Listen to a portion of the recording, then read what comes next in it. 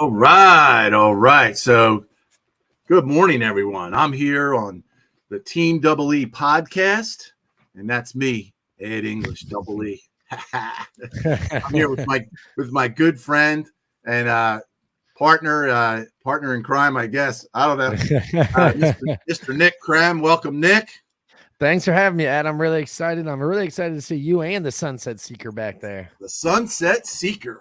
Yep. Woo. And then so Nick is just phenomenal. Yeah, in my opinion, he is probably the most successful young entrepreneur that I know. And I met him through Honey Badger Nation and our affiliation with EXP. All align together, all collaborate together. It's just phenomenal. I wouldn't even know you, Nick, if it wasn't for that. And so I want Nick to share his story because it's really interesting how he's come from, a 20-something-year-old to now 27 and almost 28, and has built two companies, ran one company, right, and then built two more. So I'll let him tell the story. So how did it start? How did it start? So no, thanks for the introduction, Ed. And it's great just meeting so many great people here within this group. And for us, for me, it really started call center, where I was a day away from taking a job at a factory or warehouse. I was about to be starting on Monday, and I knew I didn't want to do it. I knew that warehouse job wasn't for me. But then I got a call to work at a call center. And I don't know what it was, but I was like, yeah, this is what I need to do. Never did a sales job before, never was in a call center, didn't even know anything about real estate, but I just felt like it was the right thing to do. So, from there, I started calling 15 hours a day, 8 a.m. on the East Coast to 8 p.m. on the West Coast. You name a value proposition, I pitched it. You name a CRM, I was in the back end of it. From there, started, got up to essentially running the company, getting all the clients, bringing people in, training the ISAs. There's actually a funny story in there too. So when I was I was on the phones, I started doing a little bit of management, but I was on the phones, and there was this team up in Canada. You might know him now, Brandon Town. Are you familiar with that name? Oh yeah. Yeah. So Brandon Town was on a team, and that's how I first met Brandon too. So that's when I was I was like 22, 23, and the team hired the company to coach them, like over the phones. They had an ISA they want to coach. And they did that because one of the guys who actually taught me, this guy's name was Ryan, he was supposed to be the coach. The night before the coaching session started, Ryan quit. Oh boy. Just completely quit. So then Matt, like the other owner, his name is Matt. He looks around. He's like, hey, does anybody else here want to coach? And like, he had on the Zoom. There are some people in the office, and everyone was just sitting there quiet. I'm like, screw it, I'll do it. There you go. And I was about the least experienced person there, but I was crushing it on the phone. I was diving in deep. So time-wise, I was the least experienced. But the amount of work that I put in within those first 6 months, I put it against anybody's work they did as the first 6 months as an ISA. Yeah. So you know what? I literally stayed up all night, going over scripts, coming up with lessons plans, coming up with all these different things. What are we going to do week 1, week 2, week 3? Came up with everything overnight. And my first call, I was so nervous because he came on and the guy was bald. He wasn't even that much older than me. He must have been like 33. But I was so nervous that I told him my camera didn't work because I didn't want him to see how young I was.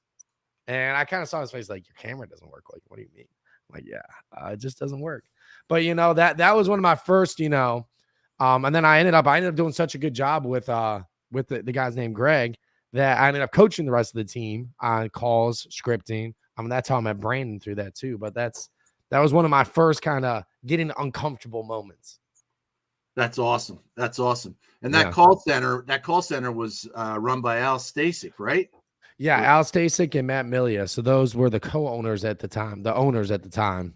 Al was kind of the relationships, and Matt was the sweat equity. He was the one that was a great ISA from Al before, which turned into this company because they were crushing it over the phones.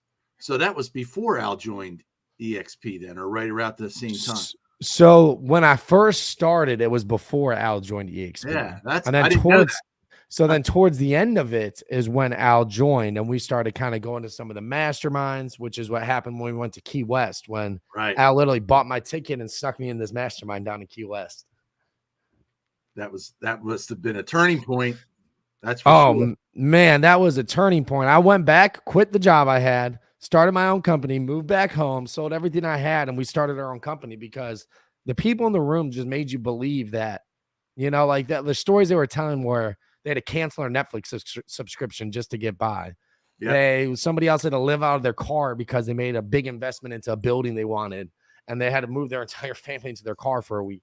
So there was like little things that just show that, these people aren't special. There's no superpower that any of them hold. They just believe in themselves more than others. I was like, what? I think I'm going to do the same thing. Well, I believe in mindset. That's for sure. Mindset is everything. Yeah. So obviously you learned that. And I know you believe in who you're aligned with and who you're and who you're who you're in business with matters. And absolutely. So being in a room with these guys, it kind of reminds me of like I'd never been aligned or in business with so many of these top people before in my life, and I never had that same mentality that you have, that you were open-minded enough to go there and come home and start your own company. So that's a true entrepreneurial spirit right there. It was definitely tough. It wasn't easy, especially because the first 5 months you don't really make money in your first 5 months. You're really just spending it. And it's not even like I started with a loan or started with all this. When I said I sold everything I had, I think my car sold for like $500 at the time. So still my car wasn't this big deal. But you moved back home and you said, or maybe you're still there or whatever, but you decided I'm going to stay home. I'm going to live home until I can get out there. And, that's still a sacrifice. But you watch Shark Tank, right? Yeah, from time to time. Well, yeah, these guys come on, like you said, the first 5 months, you don't make anything. Well, these guys, some of them have been in business for years and they're still not turning a profit. It's like, but they're ready to break. They're ready to break, and that's why they're there trying to get this extra boost. Right. So it's interesting. So the first company was that Content Cardz. That was Content Cardz. And funny story about that is, so like what we were doing before that is my brother and I, my brother is my business partner. And yes, he's my blood brother. Some people ask if it's my brother or not. I'm like, yeah, it's my real brother, both same mom and dad. But like what we did is we were running events for Al and Jay across the country, and like our big thing was Al, Jay, Mike. It was when we would fill the room.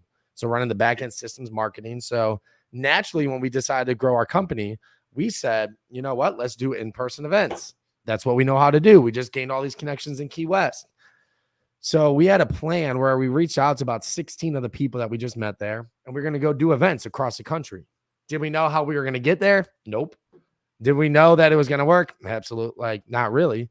But we knew if we want to get our name out there, what we've seen done successfully before, following success principles, going across the country, leveraging people's authority, bringing them something of value, and we get something of value in return. We were about to be doing 4 events in 4 days in New York City. My first time ever in New York City, too. We're doing it with Vincent Koo, big name up there in New York City, right? Koo. And we were going to be doing the Bronx, Brooklyn, Manhattan, and Long Island in 4 days, just doing events. 3 days before we were going to go to New York, we were literally, I still don't even know how we were going to get to New York. So we were just probably going to drive just to get there. And then COVID hit. Oh. So our entire business model and all we just put our eggs in a basket, that entire basket gone. The entire business model gone overnight. And then we just sat there and we're like, you know what? I pouted for about a good 30 minutes. Not going to lie, Ed. I was throwing things. I was angry. I'm like, how is this? Like, why is this happening right now? Yeah. And then we were like, wait, what if we did this virtually? So I don't know. Do you remember Live with Leaders, Ed? Absolutely. I was on it.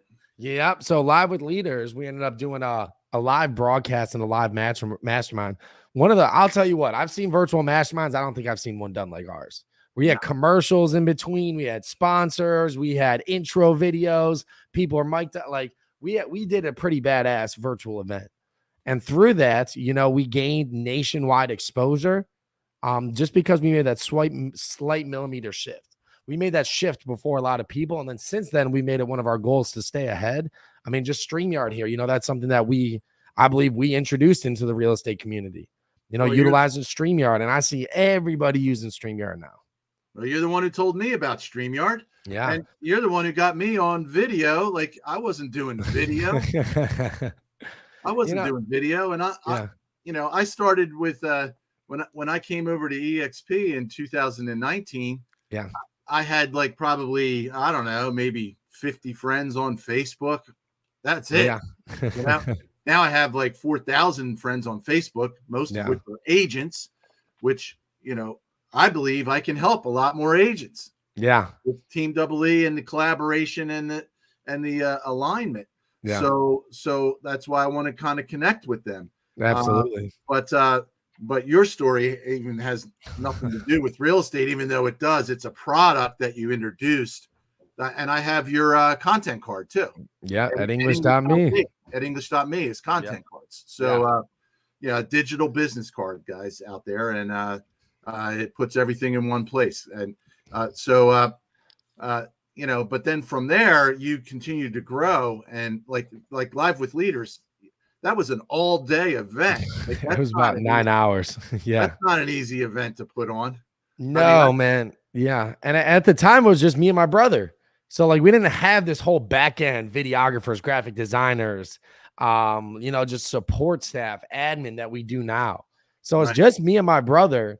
We're like shooting with 16 different speakers, corralling 16 different sponsors.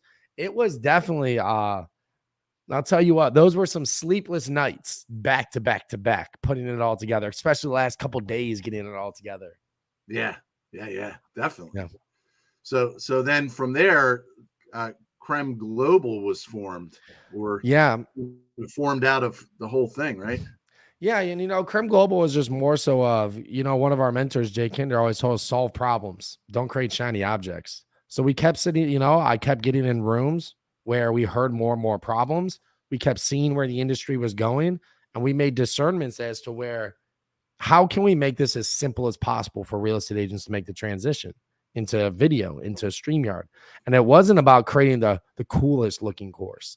It wasn't about creating the shiniest object. It was, how can we actually solve a problem? And one of the biggest problems I think are out there is, all these people are telling real estate agents to download this video editing app, use this video editing app, download this onto your phone.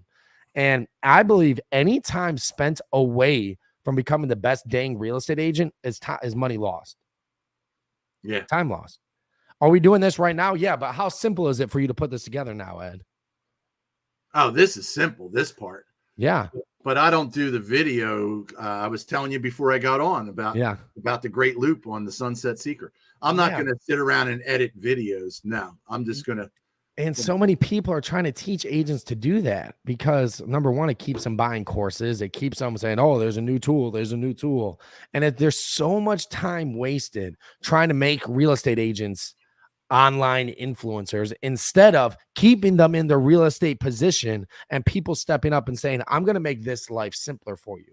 Here's what you need to do. And when you want to go to the next step, hire someone to do it. Right. Like that is what leverage is. If you're spending time editing videos right now, you are doing something wrong as a real estate agent. And I firmly believe that. Yeah, I know you do. We've talked about that before. Yeah. And I can see where it comes from because I am old school, my kid, my oldest kid's older than you. She's 28 already. So so I'm 62. Yeah. But see, that's the thing, Nick, when I was out there hustling in the beginning and for the first, I don't know, 10, 15 years, nobody had teams. Nobody had, we did everything ourselves. Yeah. So I'm used to that. And some people think, oh, you got to do it yourself. And then there's the other side of me. That's the bad side, is that I was one of those cheap realtors. I wouldn't say I was always a cheap realtor. I can't say, but to hire somebody else to do something, it's also that control thing. Some people are I want it done my way. So if I hire Yeah.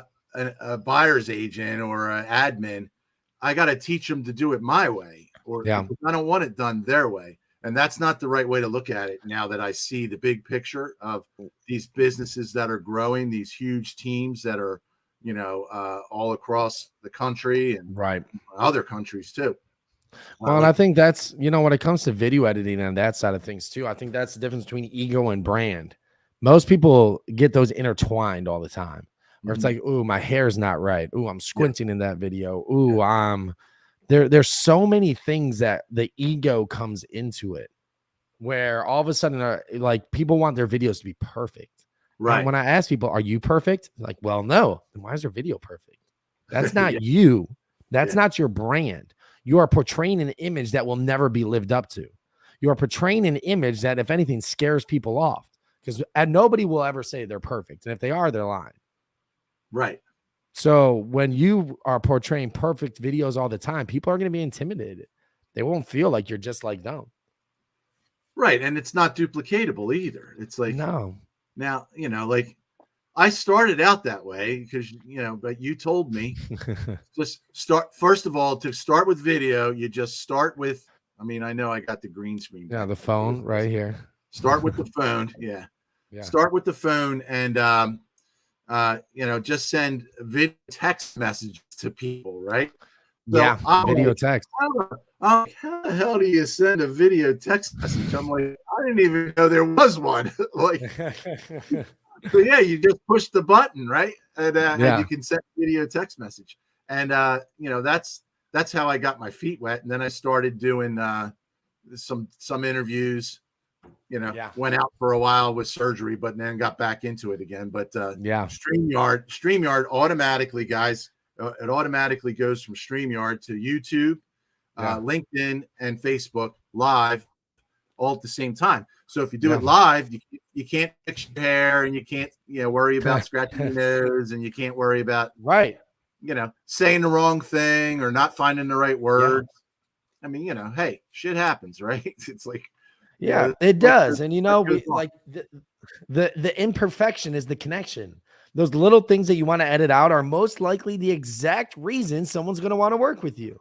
So when you think it's, but my brand, this doesn't represent my brand. Yes, it does. Because if you did it, you are the brand. You are the brand. And in the beginning, I used to lock the dogs out of the room and all. And now I just let them come in. They come in barking. Oh, well. Now somebody that loves dogs might want to work with me.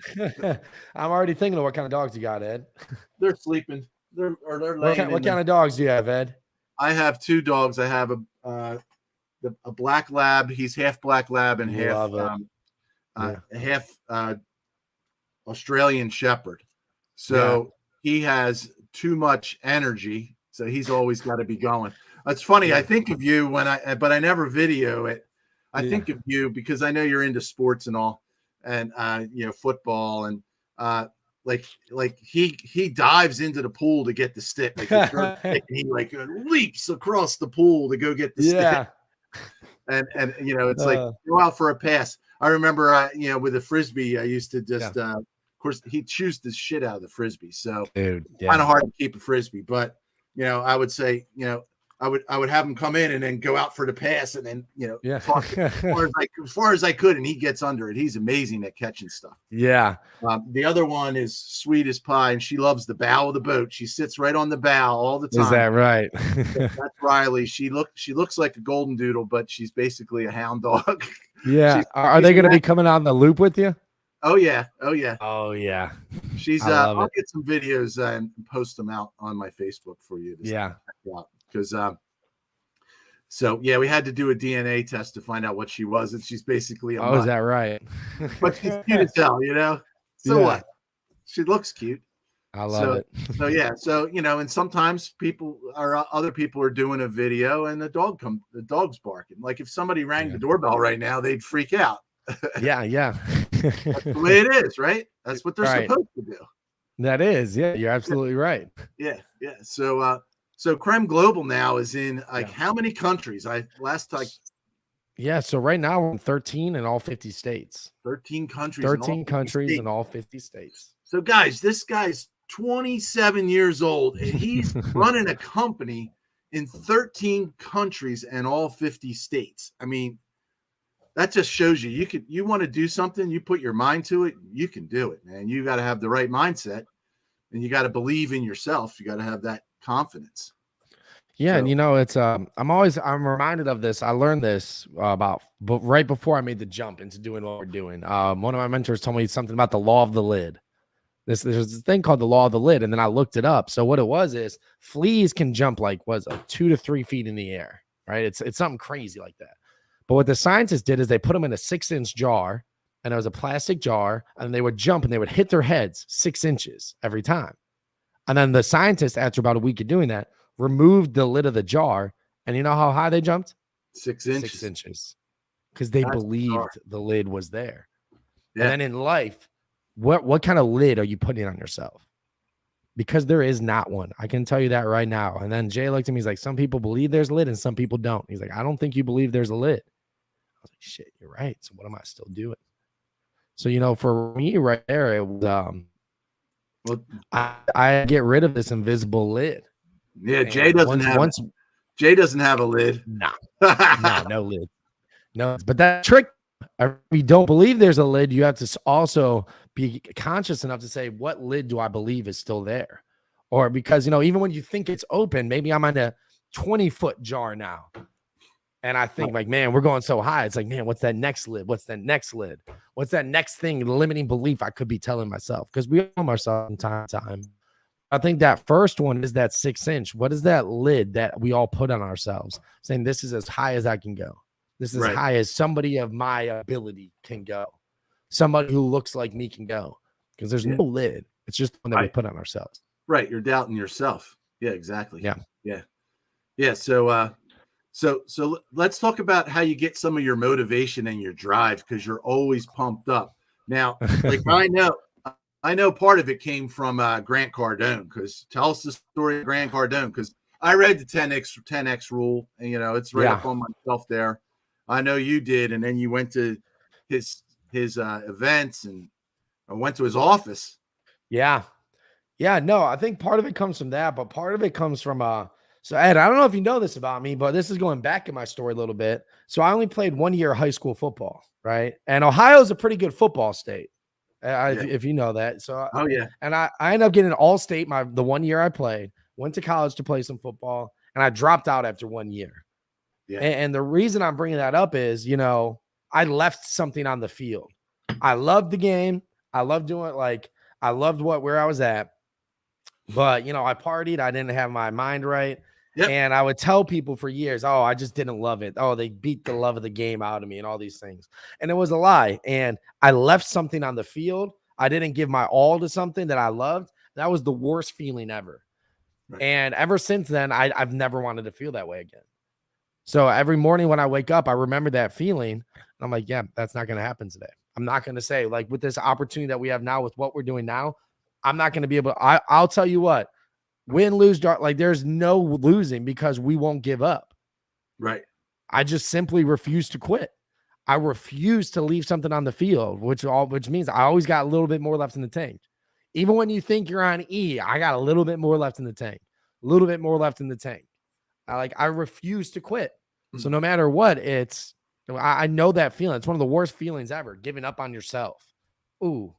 Yeah. Even saying that gives me the shivers. Giving up on yourself is one of the worst feelings I've ever experienced. So what keeps me going every day? Knowing that feeling and knowing that I never want to feel it again. Yeah, that answers that question spot on. That was it, man. That was it. So as far as I guess we'll try to wrap it up, but I believe that, first of all, you can always learn something new, and you always got to keep learning and always got to keep growing. And that's why I was open to learn from this 27-year-old. A lot of 62-year-olds would be like, he's not going to tell me what to do. I'm not going to listen to this guy. And that helped me back for a while, especially when I started this business when I was 24, 23, 24. So even now, 27, you still get that from some people.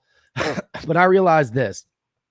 if people look at age or as like somebody younger or has been in the business as long as me, I know that like by those standards. So if I've been in the business 15 years and you've been in it 30, you won't listen to me then. So I started looking at it as those are their limiting beliefs on themselves. It has nothing to do with me. Exactly. So if you guys are young out there and you guys are worried about your age being a factor or people not taking you serious, the right people will take you serious and the wrong people won't. Screw the wrong people. Those people, I left them in the dust. I did not try and win them over. I did not try and give it any time of day. Did not even give it a second thought because I'm like, I'll just go keep finding the right people. And you should want to grow. Yeah, the people who want to grow always want to learn. They don't want to learn. They're not my people. Right. So yeah, I mean, it was just about 3 years ago. Now when I met Jay Kinder, and I started reading these books, and I've got one right here. What did I do with it? Hold on, it's underneath here. I got one right here. This Think and Grow Rich. Right. Oh my God, I can't get it. Yeah. There it is. Think and Grow Rich. So I bought this book before I was in real estate, and that was 32 years ago. That was 1990. Yeah. And here's my problem that I'm going to fix at 62 years old, right? Because it's never too late, right? To learn. You heard the story of Kentucky Fried Chicken, right? Didn't he start after failing he started in his 50s. Years. Yeah. So I opened this book, right? And I was in this Shackley Vitamins. I was selling Shackley Vitamins while I was working at the factory that you didn't want to work at. That's where I was working, right? No way. Oh yeah, I was running a printing press, Oh, wow. Which was a good job for a blue collar job, but it was like, oh yeah, absolutely. It was wearing me out, Yeah. So I used to go to their meetings, and I know I bought this book because I was in Shackley. I know because I saw Zig Ziglar at their meetings and people like that, like the motivational, the big rah-rah conventions and stuff. So I can tell you right now, if you look at this book, which you're not going to be able to see, but the second half of the book, the pages are like brand new. Yeah. But the first half of the book, they're worn to shit. You know why? I never finished the damn book. Wow. But I read the first half multiple times. Changed your life. Yeah. But now I have I'm finishing this book. Yeah. And, one of the things, and it's funny because I go right into, I'm reading the first couple chapters or whatever, and here it's got a dog ear on it. What's the dog ear say? It's the 6 steps that turn desires into gold. So I dog-eared that, like, I don't know, 40 years ago. Yeah. And now it's like, so learning is, you want to be, we're looking for people in Team EE and Join EXP that are humble, hungry, and coachable. They want to learn because, I mean, I could have just faded off into sunset, but EXP came along and kind of changed my outlook. Absolutely. So and you changed, a lot of people's outlooks on just video alone and social media. So what are your beliefs? Tell me your beliefs. I believe who you partner with matters, and it's not just who you immediately surround yourself with, being able to get with people all over the country, don't limit yourself just to the people you can touch. Who you surround yourself with matters, works with in work, outside of work. You can be surrounded with the best people. I've seen it because I've seen people partner with the same people I am, but the difference is who you partner with outside of that. I think that's a big one. Who you partner with in life matters. I believe time is your most valuable asset. And, and I say that by, with the same belief that real estate agents shouldn't be editing their own videos. Real estate agents shouldn't be buying social media courses. Real estate agents shouldn't be doing these things. And on top of that, too, time's your most valuable asset. What you do with your time is important. What do you do on the weekends? I call myself a weekend warrior because on the weekends, I'm working even freaking harder because I know other people aren't. So it motivates me even more to get in work, to do more. I know people are going out and partying. I'm not. I'm staying inside. We got a house with 3 single guys in it. You think it'd be the rowdiest house on the block. We're the quietest house on the block.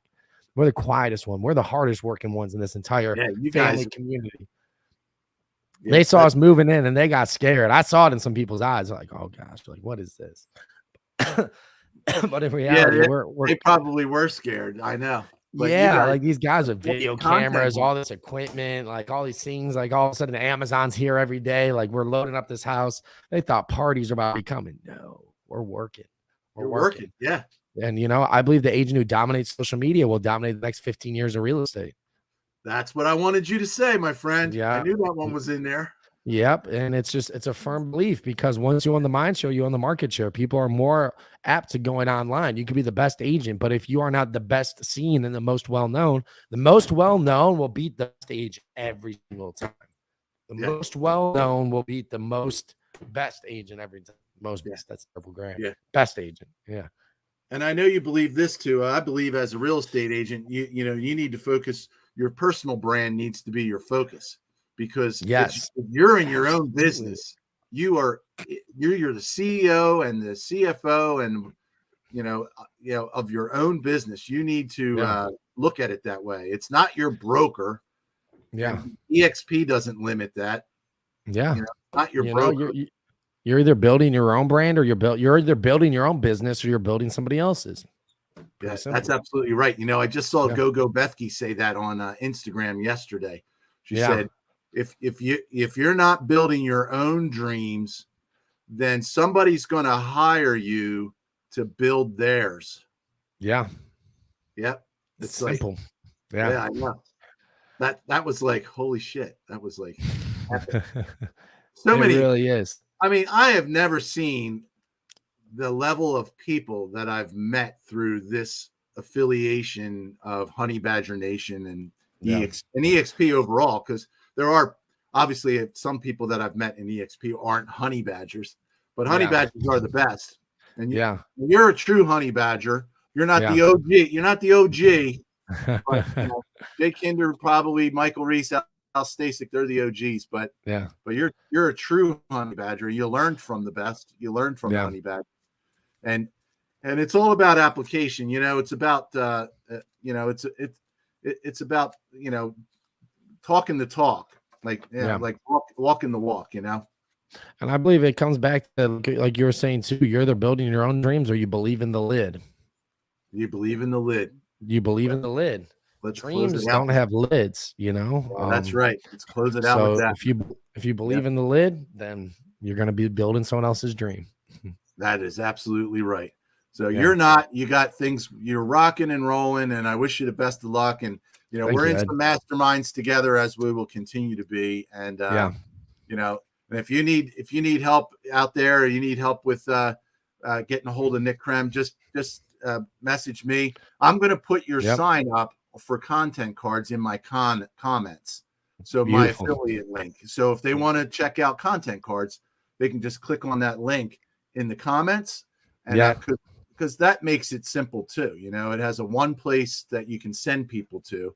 I remember you saying when you run into somebody at the restaurant, you just say, go to edenglish.me. You don't have to you can give them a business card. Yeah, makes it super simple. Yeah, you can put Calendly in there. They can book appointments for you right into the app. So, all right, my friend, thanks for getting on today, and absolutely keep on crushing it. You got more countries to get to. EXP's in 21 now. You're right. 22 now. I forget because now there's a new one, and they're just up in Chile. Yeah, and there's another one coming around the corner. So you got some more countries to get into. You're right. Come on, man. You're right, man. I'm slacking. Don't be a slacker and watch out for that lid. Yeah. There's no lid over Chile. I like it, Ed. I appreciate you having me on here, brother. All right, man. Take care. Yep. We'll see you out, everybody.